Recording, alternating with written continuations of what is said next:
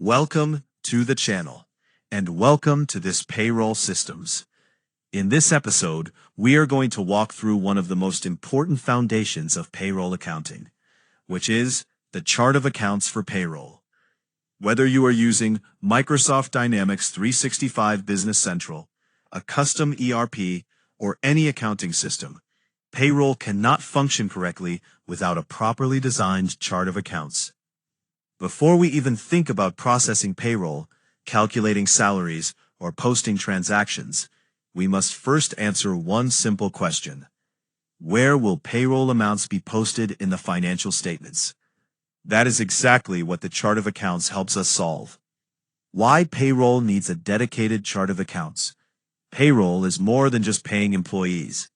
From an accounting perspective, payroll creates two major things.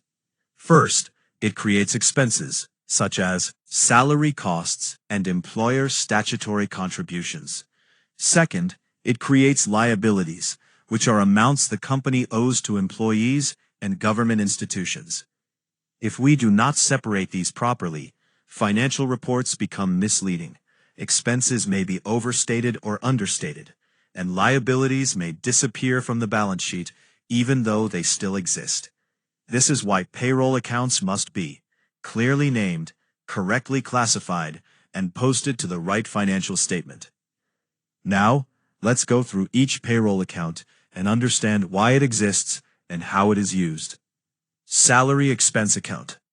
We begin with the salary expense account. This account records the gross salary cost of employees before any deductions are applied.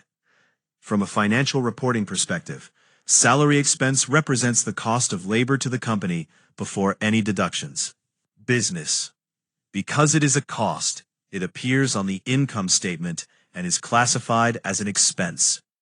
For this account, we use account code 5100, statement type, income statement, account nature, expense.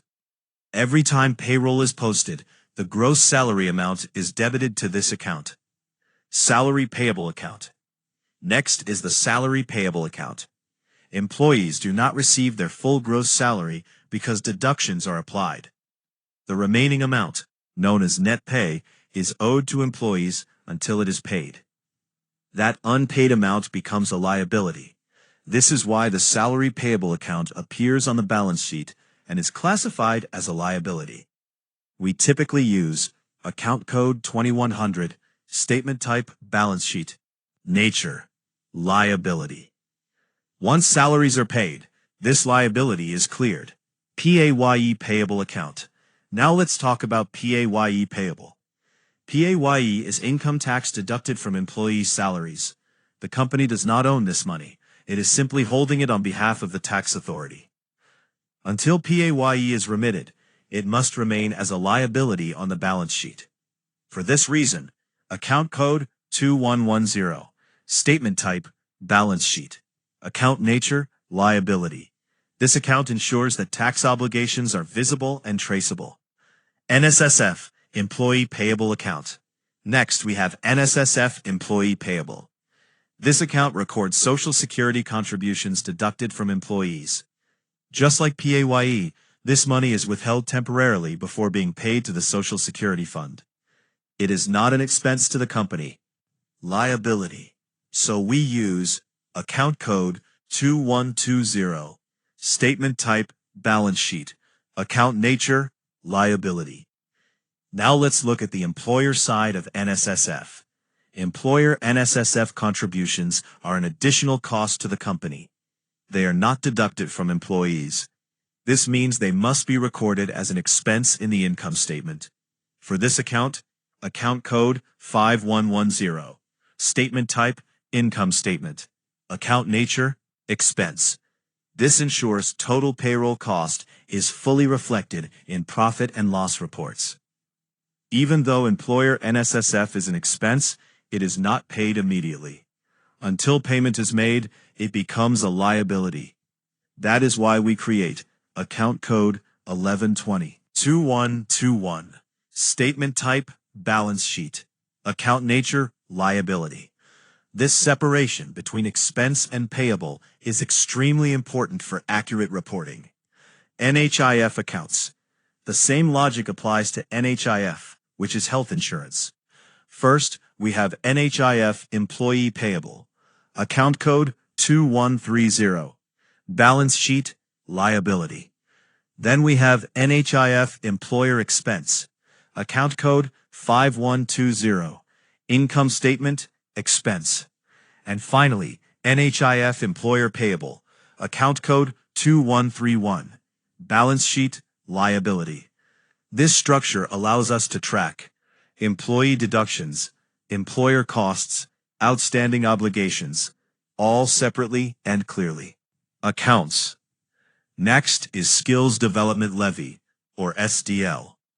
SDL is a cost to the employer, so it must be recorded as an expense. For this, we use SDL expense account, account code 5130, income statement, expense. Until SDL is paid, it also becomes a liability. So we create SDL payable account, account code 2140, balance sheet, liability. WCF accounts. Now let's look at Workers' Compensation Fund, or WCF.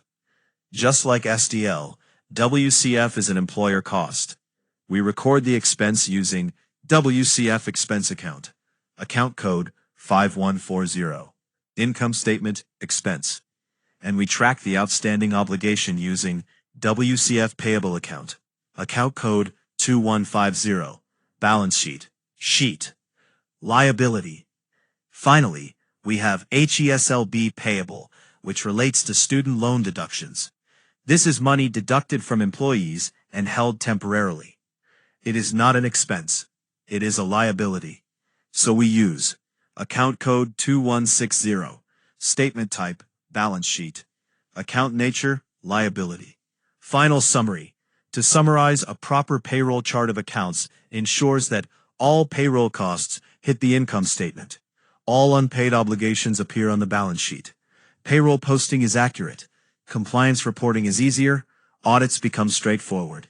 Without this structure, payroll systems break down very quickly.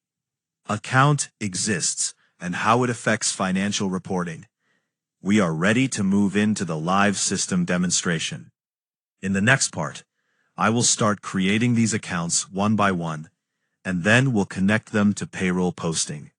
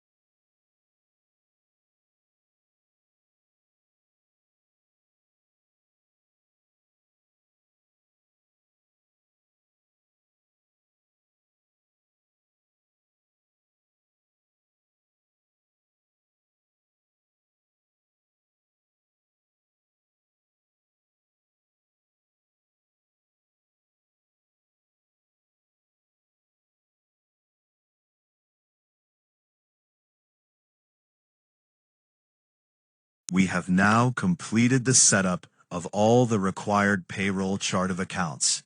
These accounts will allow payroll transactions to post correctly, separate expenses from liabilities, and produce accurate financial statements. Thank you very much for watching. If this video was helpful, please like, share, and subscribe to the channel for more Microsoft Dynamics 365 Business Central extensions and payroll tutorials. In the next video, I will configure the general posting groups for payroll, specifically designed to suit Tanzanian payroll requirements. I'll see you in the next one. We have